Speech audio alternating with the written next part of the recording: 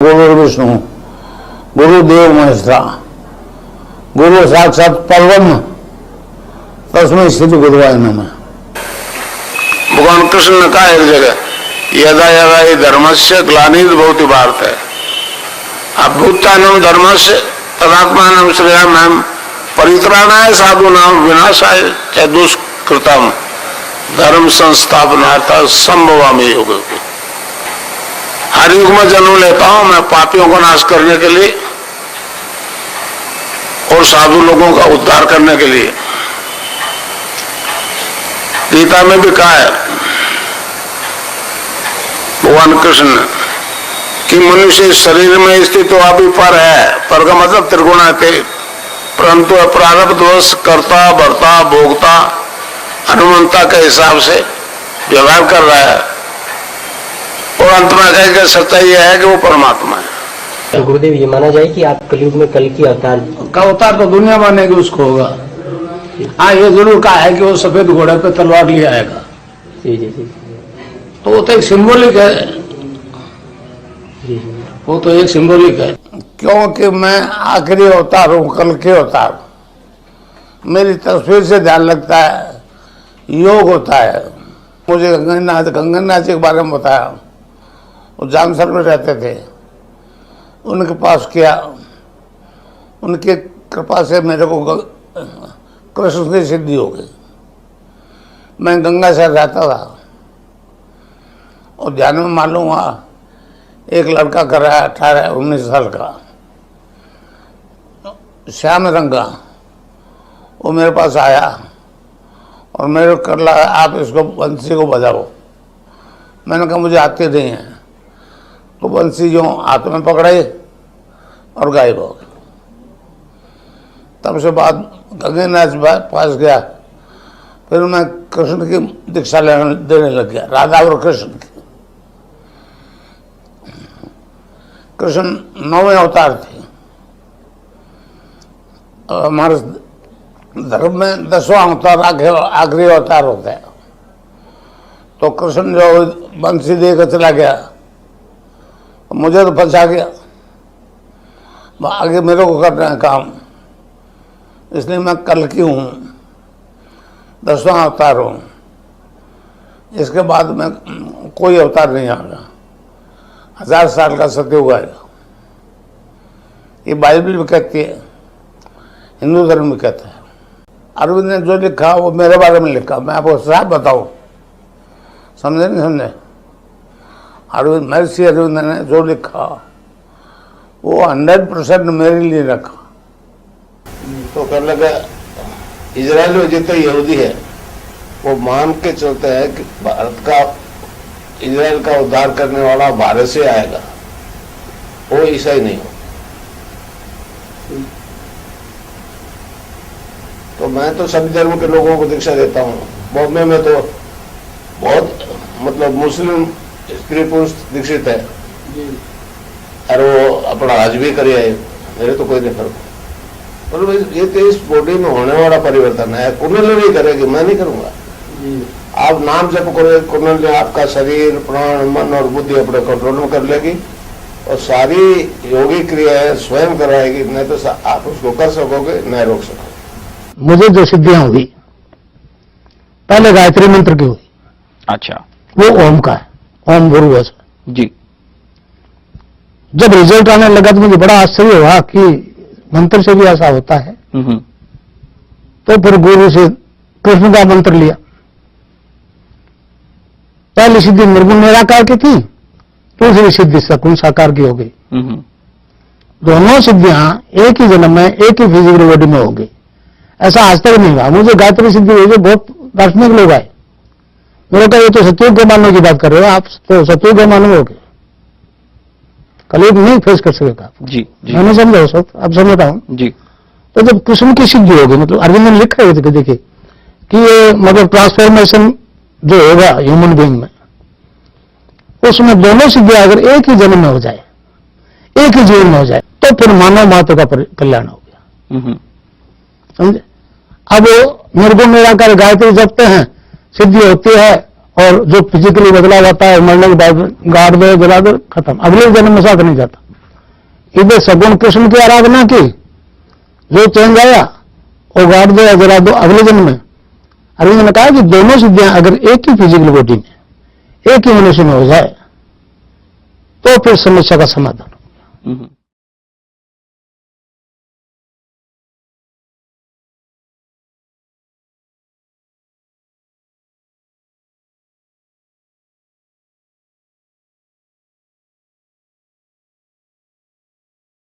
जय श्री गुरुदेव। महर्षि श्री अरविंदो को प्रार्थना और श्रद्धांजलि। 15 अगस्त को महर्षि श्री अरविंदो का जन्मदिन मनाया जाता है। इसलिए गुरुदेव श्री रामलाल जी स्याग की कल्कि अवतार की तस्वीर का विमोचन उनके जन्मदिन पे उन्हें गुरुदेव श्री रामलाल जी स्याग के शिष्यों की तरफ से श्रद्धांजलि के रूप में नमन है। उनके योग के लिए और उनके उस महान कार्य के लिए जो उन्होंने मानव मात्र के कल्याण के लिए किया, उन्हें शत कोटि प्रणाम है। गुरुदेव श्री रामलाल जी स्याग के कल्कि अवतार के अवतरण का मुख्य श्रेय महर्षि श्री अरविंद को ही जाता है। ऐसा हमारा उनके प्रति समर्पण भाव है। हमारी उनसे प्रार्थना है कि वे इस शुभ अवसर पे हमें अपना आशीर्वाद दें कि हम सब अच्छे शिष्य बने और गुरु कार्य को आगे बढ़ा सकें। जय श्री गुरुदेव।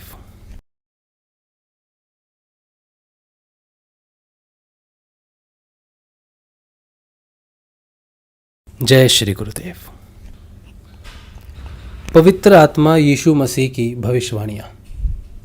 गुरुदेव श्री रामलाल जी स्याग की कल्कि अवतार की तस्वीर पूर्ण रूप से यीशु मसीह की पवित्र बाइबल की भविष्यवाणियों पर आधारित है। गुरुदेव ने भी एक पवित्र ग्रंथ की रचना की है जिसका नाम पवित्र धार्मिक ग्रंथ बाइबल की भविष्यवाणियाँ ही है। इस धार्मिक ग्रंथ में गुरुदेव ने कई जगह उल्लेख किया है कि वो ही सत्य की आत्मा है जिसकी गवाही यीशु दे गया है। इस पवित्र ग्रंथ में जिस सहायक को यीशु ने परमपिता की तरफ से भेजने की बात की है, वो भी श्री गुरुदेव ने स्वयं की तरफ इशारा करते हुए इसी पुस्तक के 13वें अध्याय में विस्तार से बताया है, जिसमें उन्होंने कहा है कि पश्चिम को इस सत्य की खोज करनी चाहिए।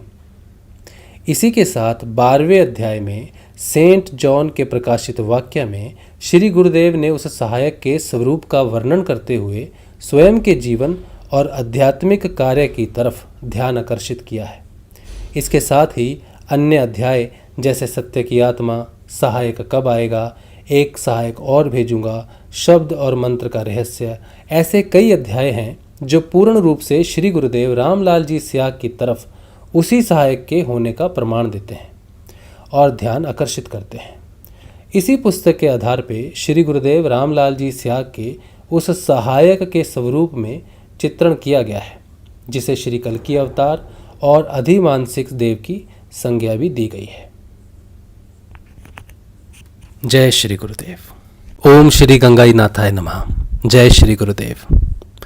आइए गुरुदेव की इस कल्कि अवतार की तस्वीर को समझने की कोशिश करते हैं। आप जो तस्वीर इस समय देख रहे हैं वो भगवान श्री कल्कि की तस्वीर है जो हमारे गुरुदेव श्री रामलाल जी स्याग के स्वरूप में है। इसकी जो व्याख्या है वो ऋषि अरविंदो की जो माइंड की ट्रांसफॉर्मेशन है, जो हमारी दिव्य रूपांतरण को दर्शाती है कि कैसे हम मानसिक से अति मानसिक की यात्रा करते हैं, उसके बारे में है। और उसके पीछे अगर आप बैकग्राउंड को देखें तो कलर अगर आप देखोगे तो नीचे में काला कलर है जो हमारी डार्कनेस को, अंधकार को, अविद्या को दर्शाता है। फिर वो वाइट कलर है, वो सफ़ेद रोशनी है, वो दिव्य रोशनी है जो गुरुदेव के साथ नीचे उतरती है और हमारे अंधकार में, अविश्वास में, अज्ञानता में प्रकाश फैलाती है और हमारे में पहला ट्रांसफॉर्मेशन करती है।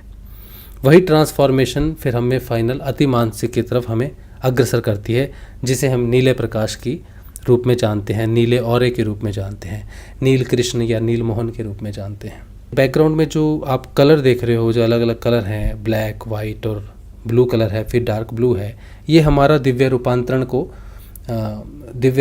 को दिखाता है, ये तीनों कलर का कॉम्बिनेशन। अब हम एक एक करके जानेंगे कि कैसे और क्या है, क्या स्थिति हमारी रहती है, हमारी ट्रांसफॉर्मेशन कैसे शुरू होती है।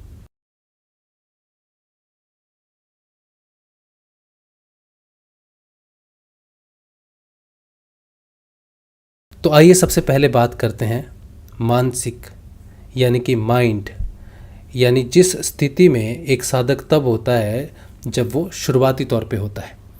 डुअलिटी एंड इनइक्वालिटी, ये जो स्थिति है मानसिक की, माइंड की, डुअलिटी और इनइक्वालिटी की, ये दर्शाती है कि हम दुनिया को जब देखते हैं तो हम देखते हैं भेद, कि लोग अलग अलग हैं और लोग अलग अलग जात में हैं, अलग अलग धर्मों में हैं, अलग अलग रंग रूप के हैं। कई तरह से ये दुनिया जो है ये विभाजित है और इनइक्वालिटी को शो करती है, असमानता को शो करती है। ये हमारी साधारण स्थिति है, हमारी मानसिक स्थिति है। जब गुरु इस अंधकार में नीचे उतरते हैं तब वो हमारा ट्रांसफॉर्मेशन दूसरी स्थिति में करते हैं, जिसे अधिमानसिक, ओवर माइंड कहा गया है। और इस स्थिति में डुअलिटी तो रहती है, भेद तो रहता है, लेकिन समानता प्रकट हो जाती है। ये पहला ट्रांसफॉर्मेशन है हमारा।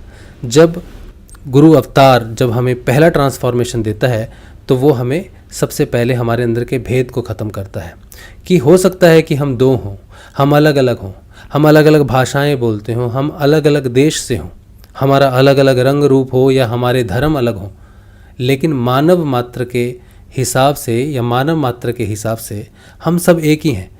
सब परम सत्ता हम सब के हृदय में विराजमान है। मानव रूप में हम सब इक्वल हैं, समान हैं।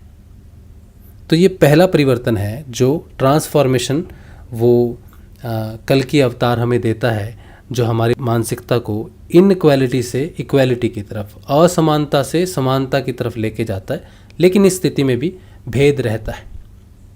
इसके बाद गुरुदेव हमें तीसरी स्थिति में लेके जाते हैं जहाँ पर डुअलिटी ख़त्म हो जाती है, इक्वालिटी भी ख़त्म हो जाती है। क्योंकि इक्वालिटी वहाँ होती है, समानता वहाँ पर होती है जहाँ पर दो होते हैं। दो लोगों के बीच में समानता हो सकती है, लेकिन जब एक ही है तो समान और असमान का भेद खत्म हो जाता है। यही अतिमानसिक की स्थिति है। इसे ही सुपर माइंड कहा गया है, इसे ही नॉन डुअलिटी यानी कि अद्वैतवाद कहा गया है। जब हम अद्वैत की बात करते हैं तो अद्वैत, द्वैत का मतलब है दो और अद्वैत का मतलब है कि एक। तो जब हमारी स्थिति अद्वैत में आती है तब हमें ज्ञान प्राप्त होता है। उस ज्ञान से हम जानते हैं कि ये पूरा ब्रह्मांड जो है ये उस परम सत्ता का विशाल विराट स्वरूप है। हर जगह, हर कण कण में वो समाया हुआ है। जब ऐसी क्षमता या ऐसी स्थिति या फिर ऐसी बुद्धि प्रकट हो जाए तो इस मन को, इस स्थिति को, इस भाव को सुपर माइंड कहा गया है, नॉन डुअलिटी कहा गया है, अद्वैतवाद की संज्ञा दी गई है। यही उच्चतम स्थिति है। इस स्थिति में पहुंचने के बाद ही उस श्री कृष्ण से जो आनंद रूपी है, आनंदमयी है, उससे योग शुरू होता है। यहीं से योग का प्रारंभ होता है। इस तस्वीर में जो रंग आप देख रहे हो वो सारे के सारे हमारी ट्रांसफॉर्मेशन के हैं। और सबसे ऊपर का जो रंग है, जो नीला कलर है, जो आसमान का कलर है, जो श्री कृष्ण का कलर है, वो हमारे योग का कलर है। तो हमें अंधकार से उठाकर श्री गुरुदेव ऊपर कृष्ण तक, जहाँ उससे योग हो सके वहाँ तक लेके जाते हैं। बीच में जो वाइट प्रकाश है वही गैप है, वही खाई है जो मानसिक यानी कि इंसान और भगवान के बीच में पैदा हो गई है, खड़ी हो गई है। इस समय के कारण या धर्म को चलाने वाले पंडितों के कारण या धर्मशास्त्रियों के कारण या जैसे भी ये खाई हो गई है, समय के साथ हो गई है, अंधकार के साथ फैल गई है। उस खाई को पूरा करने के लिए, उस खाई में एक ब्रिज बनने के लिए, एक पुल बनने के लिए उस अधिमानसिक देव का, उस श्री कृष्ण के अधिमानसिक देव के रूप में नीचे श्री गुरुदेव के रूप में अवतरण हुआ है। इसे ही अधिमानसिक देव की संज्ञा दी गई है। इसीलिए गुरुदेव को कल्कि अवतार या अधिमानसिक देव भी कहते हैं, क्योंकि वो मानसिक को अतिमानसिक से जोड़ता है। इसके बाद आप अगर गुरुदेव के हाथ को देखेंगे ऊपर, तो गुरुदेव ने हाथ में वेदांत पकड़ा हुआ है। ये वही ज्ञान है जो अतिमानसिक को प्राप्त होता है। ये वही सतोगुण है जिसका उत्थान गुरुदेव कर रहे हैं। गुरुदेव ने कहा है कि मैं तमोगुण का पतन करने आया हूँ और सतोगुण का उत्थान करने आया हूँ। मुझ पे किसी जाति विशेष, देश विशेष, धर्म विशेष का कोई एकाधिकार नहीं है। ये उसी स्थिति को ये तस्वीर गुरुदेव की दर्शाती है। जो सप्तऋषि आप ऊपर देख रहे हैं, ये वही सप्तऋषि हैं जिन्हें सबसे पहले योग का ज्ञान मिला भोलेनाथ से, जो गुरु पूर्णिमा के रूप में मनाया जाता है।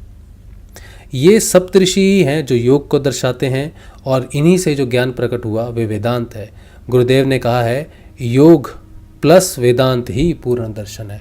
गुरुदेव का ऊपर उठा हुआ हाथ ही योग और वेदांत को दर्शाता है जो अति मानसिक अवस्था में प्राप्त होता है। गुरुदेव को अगर आप राइट साइड से देखेंगे तो महर्षि श्री अरविंद की व्याख्या से वो अधिमानसिक देव हैं। श्री कृष्ण का जो फिजिकल फॉर्म में अवतरण हुआ है कल की रूप में वो है। वहीं अगर आप लेफ्ट साइड पे देखें तो गुरुदेव के हाथ में एक राजदंड है। इसकी व्याख्या जीसस ने बाइबल की भविष्यवाणियों में की है। बाइबल की भविष्यवाणी नामक पुस्तक में जो श्री गुरुदेव ने लिखी है, जो बाइबल की भविष्यवाणियों पर आधारित है, उसमें इसका विवरण आता है कि वो अवतार, वो सहायक आएगा और इस दुनिया को, इस मानव को पाप में, न्याय में और धर्म में निरुत्तर करेगा। अगर राजदंड आप देखो तो राजदंड के नीचे त्रिशूल है। त्रिशूल त्रिगुणात्मक है। पाप त्रिगुणात्मक कर्म की संज्ञा है। नीचे में तमोगुण भी है जो पाप को संबोधित करता है। लेकिन पाप का जो मूल अर्थ है वो तीनों गुणात्मक प्रकृति को दर्शाता है। त्रिशूल के 3 हिस्से उन तीनों गुणात्मक कर्मों के नाश को बताते हैं। जब जीसस ने ये कहा कि सहायक आएगा वो तुम्हें पाप से मुक्त करेगा, तो उनका कहने का अर्थ था कि वो तुम्हें त्रिगुणात्मक प्रकृति से जो कर्म इकट्ठे होते हैं, सतोगुण, रजोगुण और तमोगुण, इन तीनों गुणों से मुक्त करेगा। इसीलिए उन्होंने उसको पाप की संज्ञा दी। उन्होंने हर कर्म को पाप की कैटेगरी में रखा और पाप मुक्त करने की संज्ञा दी। गुरुदेव ने कहा है कि मैं तुम्हें जीवन मुक्त करने आया हूँ और ये उसी बात की संज्ञा है कि मैं तुम्हें पाप मुक्त करने आया हूँ, जीवन मरण के बंधन से मुक्त करने आया हूँ। तो नीचे का जो त्रिशूल है वो हमारे त्रिगुणात्मक प्रकृति, कर्म बोध यानी कि पाप को दर्शाता है। जीसस ने कहा कि वो तुम्हें न्याय में निरुत्तर करेगा। न्याय का अर्थ है जो भेद है, जो ऊंच नीच का भेद है, जो धर्म का भेद है, जो हमारे एक शहर से दूसरे शहर का भेद है, जो हमारी एक देशों का भेद है, एक देश से दूसरे देश का भेद है। जिस भी प्रकार का भेद छोटा या बड़ा होता है उसमें वो न्याय करेगा। यानी कि जो हमने अभी देखा कि वो हमारे मानसिक को अधिमानसिक के रूप में परिवर्तित करता है, यानी कि भेद और असमानता को भेद और समानता में पहले लाता है, फिर वो भेद और समानता को ख़त्म करके हमेशा के लिए अद्वैत में ले जाता है। ये जो न्याय की बात जीसस ने कही है ये उस भेद को ख़त्म करने की है, ताकि हम में असमानता से समानता आए और समानता से अद्वैतवाद में, क्योंकि समानता भी 2 लोगों में होती है। जब एक ही परब्रह्म के हम सब अंश हैं तो भेद भी खत्म हो जाता है, जिसे अति मानसिक की संज्ञा दी गई है। तो न्याय का अर्थ है भेद रहित करेगा। उसके ऊपर अगर उठें तो जीसस ने कहा धर्म में निरुत्तर करेगा। धर्म में निरुत्तर करने का अर्थ है कि वो सनातन धर्म का उत्थान करेगा। ये वो धर्म है जो मनुष्य का धर्म है, जो उसे जन्म के साथ मिला, जिसे पतंजलि अष्टांग योग में यम और नियम की संज्ञा दी गई है, जो हम में क्रियात्मक बदलाव करता है। सनातन धर्म को ही उच्चतम धर्म की संज्ञा दी गई है और मानव निर्मित धर्मों से वो हमें आज़ाद करेगा, क्योंकि वो हमें भेद से आज़ाद करेगा। इसीलिए वो सनातन धर्म का उत्थान करेगा। इसीलिए जीसस ने कहा कि जो सहायक आएगा वो इस दुनिया को पाप, न्याय और धर्म में निरुत्तर करेगा। यही ट्रांसफॉर्मेशन जो है, हमारी पीछे का जो बैकग्राउंड है, जो कलर है, ब्लैक कलर है, फिर उसके बाद वाइट है, उसके बाद ब्लू कलर है, ये इसी ट्रांसफॉर्मेशन को शो करता है जो ऋषि अरविंदो ने बताया। इसके साथ ही जीसस ने कहा कि तो अपनी मुख की 2-धारी तलवार से लड़ूंगा। मुख की तलवार जो है वो मंत्र को कहा गया है। मंत्र संजीवनी मंत्र जो गुरुदेव ने मुख से बोल के बताया, जो गुरुदेव सबको दीक्षा देते हैं वो संजीवनी मंत्र की देते हैं। और उस संजीवनी मंत्र में जो उस मंत्र को तलवार के रूप में, क्योंकि वो मुख से शब्द निकलते हैं इसलिए मुख की तलवार कहा गया है, शब्द ब्रह्म को कहा गया है। गुरुदेव ने कहा है कि जिस शब्द ब्रह्म से सृष्टि की रचना हुई है उसी शब्द ब्रह्म से वापस उस पर परमात्मा तक पहुंचा जा सकता है, जिसकी संज्ञा यहाँ पर पाप मुक्त होकर न्याय से और धर्म का उत्थान होकर उस परम परमात्मा तक पहुँचने की यात्रा का वर्णन है। 2 मुखी तलवार जो है वो गुरुदेव का संजीवनी मंत्र है। तो मंत्र क्लिंग कृष्ण क्लिंग, क्लिंग कृष्ण क्लिंग। मन ही मन जपो, और जब नहीं होना चाहिए। क्लिंग कृष्ण क्लिंग, क्लिंग कृष्ण क्लिंग, क्लिंग कृष्ण क्लिंग, क्लिंग कृष्ण क्लिंग, क्लिंग कृष्ण क्लिंग, क्लिंग कृष्ण क्लिंग, क्लिंग कृष्ण क्लिंग, क्लिंग कृष्ण क्लिंग, क्लिंग कृष्ण क्लिंग। संजीवनी मंत्र में गुरुदेव दो ऐसे शब्द हैं जिसमें जो पहला शब्द है वो शब्द बीज मंत्र है। बीज मंत्र ऐसा जो बरगद के बीज की तरह पड़े और पूरा फैल जाए, यानी कि ये अध्यात्म का बीज है। बीज मंत्र आपके अंदर अध्यात्म का उत्थान करेगा, सनातन धर्म का उत्थान करेगा, न्याय यानी कि भेद को मुक्त करेगा और पाप से निरुत्तर करेगा। वहीं पर जो दूसरा शब्द है उस मंत्र में वो है नाम। नाम से संसारिक भोगों को भोगते हुए अपनी आध्यात्मिक यात्रा करोगे। तो जो मुख की तलवार है, उस मुख की तलवार से संजीवनी मंत्र जो प्रकट हो रहा है, मुख की तलवार जो है वही संजीवनी मंत्र है और वो दो धारी है, एक तरफ बीज और दूसरी तरफ नाम। गुरुदेव कहते हैं कि कलयुग केवल नाम आधारा, सुमिर सुमिर नर उतरी पारा। इस संसार को भोगते हुए, उस नाम को जपते हुए इस संसार को भोग लेंगे और उस बीज को जपते हुए, उस आध्यात्मिक बीज को जपते हुए हम अध्यात्म में प्रवेश करेंगे। तो ये भोग और मोक्ष दोनों तरफ की यात्रा है। इसीलिए जीसस ने इसकी बात दो धारी तलवार से कही है और मुख की तलवार उन्होंने ऐसा कहा है कि मैं मुख की तलवार से लड़ूंगा।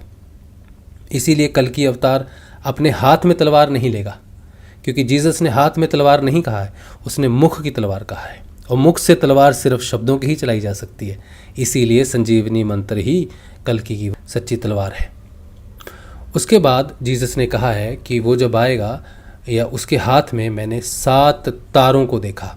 ये वही 7 तारे हैं, वही सप्तऋषि हैं जो हमें योग देते हैं, जो हमें वेदांत का ज्ञान देते हैं। तो गुरुदेव का जब कल की रूप में अवतरण हो रहा है तो गुरुदेव ने हमें योग दिया। वो योग सप्तऋषियों से आया है, शिव से आया है। शिव ने सप्तऋषियों को दिया और वही सप्तऋषियों का ज्ञान गुरुदेव हमारे लिए लेके आए हैं, योग हमारे लिए लेके आए हैं, जिससे वेदांत प्रकट होता है। जीसस ने भी इसी चित्र का विवरण दिया है। गुरुदेव ने कहा है कि मैं कल की अवतार हूँ और मेरी आवाज़ से कुंडलिनी जागृत हो जाती है। कुंडलिनी कई प्रकार से कार्य करती है। कुंडलिनी धीरे धीरे साधक का कार्य करती है, धीरे धीरे उसकी रफ्तार बढ़ती है, धीरे धीरे उसकी रफ्तार बढ़ती है और जब साधक उच्चतम गति को प्राप्त होता है या उसकी जो चेतना है वो ऊपर उठती है तो उसे वो स्वतंत्रता प्राप्त होती है जिस स्वतंत्रता की बात जीसस ने कही है कि वो तुम्हें निरुत्तर करेगा, पाप में, न्याय में और धर्म में, और सच्ची स्वतंत्रता देगा। यही बात महर्षि अरविंदो ने कही है कि वो मानव मात्र को सच्ची स्वतंत्रता प्रदान करेगा और यही स्वतंत्रता आपको योग से, सिद्ध योग से प्राप्त होगी। और यही सच्ची स्वतंत्रता गुरुदेव श्री रामलाल जी स्याग अपने कल की अवतार के रूप में जो कार्य कर रहे हैं उससे हमें दे रहे हैं। ये तस्वीर पूर्ण रूप से हमारे रूपांतरण की तस्वीर है। ये तस्वीर पूर्ण रूप से महर्षि श्री अरविंदो की फिलॉसफी, उस कंफर्टर की, उस कल की अवतार की, उस अधिमानसिक देव की, उस श्री कृष्ण के अधिमानसिक देव के रूप में करती है। ये तस्वीर जीसस की उस सहायक की तस्वीर है जिसकी व्याख्या बाइबल की भविष्यवाणियों में की गई है। गुरुदेव ने कहा है कि इस तस्वीर को समझने के लिए, यानी कि इस बाइबल में जो भविष्यवाणी उस सहायक के लिए की गई है उसको समझने के लिए दीक्षा लेनी ज़रूरी है। जीसस ने अपनी भविष्यवाणियों में कहा है जब तक कोई दूसरा जन्म ना ले तब तक वो परमात्मा का घर नहीं देख सकता। इसका अर्थ है कि जब तक कोई गुरु से दीक्षा लेकर, उस पवित्र आत्मा से दीक्षा लेकर baptised with the Holi ghost ना हो जाए तब तक वो परमात्मा का राज्य नहीं देख सकता। गुरुदेव हमें दीक्षा देते हैं, आत्मा की दीक्षा देते हैं और हमारी आत्मा जागृत होती है, हम द्विज बनते हैं और तब हम उसके रहस्य को जानते हैं, उसके जगत को जानते हैं। तो जब तक वेस्ट में रहने वाले लोग गुरुदेव श्री रामलाल जी स्याग से पवित्र दीक्षा नहीं लेते तब तक वो इन भविष्यवाणियों को नहीं जान सकते। इस तस्वीर को आपके सामने लाने का मुख्य उद्देश्य यही है कि इस तस्वीर के माध्यम से आप ये जान सको कि गुरुदेव श्री रामलाल जी स्याग वही कल की अवतार हैं जो आपको वो दिव्य रूपांतरण देंगे जिस बात की गवाही वो पवित्र आत्मा यीशु अपनी बाइबल में अपनी भविष्यवाणियों के माध्यम से करके गया है। ये गुरुदेव श्री रामलाल जी स्याग के शिष्यों का एक छोटा सा प्रयास है इस बात को बताने के लिए कि गुरुदेव ही वो सच्चे श्री कल्कि अवतार हैं जिनकी इस दुनिया को बेसब्री से इंतज़ार है। वो किसी घोड़े पे नहीं आएगा, घोड़ा एक संकेतिक है। आप गुरुदेव श्री रामलाल जी स्याग का ध्यान करके देखिए और इस रूपांतरण के माध्यम से आप जानेंगे कि वही सच्चे कल्कि अवतार है। मुझे उम्मीद है कि ये तस्वीर जो गुरु कृपा से बनी है, इस तस्वीर का सच्चा ज्ञान उन मुमुक्षुओं तक पहुँचे, उन साधकों तक पहुँचे जो उस कल्कि अवतार का, उस सहायक का, उस कंफर्टर का, उस अधिमानसिक देव का बेसब्री से इंतज़ार कर रहे हैं। इसके साथ ही श्री गुरुदेव के चरणों में मैं नतमस्तक होता हूँ और उन्हें प्रणाम करता हूँ कि हे श्री गुरुदेव, जो प्रयास आपने हमारे माध्यम से इस तस्वीर को सबके सामने लाने का किया है, ये तस्वीर सबके पास जाए और आपके इस मिशन का, इस सिद्ध योग के मिशन का, इस मानव के दिव्य रूपांतरण का मिशन आगे बढ़े और बहुत लोगों तक पहुँचे और बहुत लोगों का रूपांतरण हो। जय श्री गुरुदेव, जय श्री दादा गुरुदेव।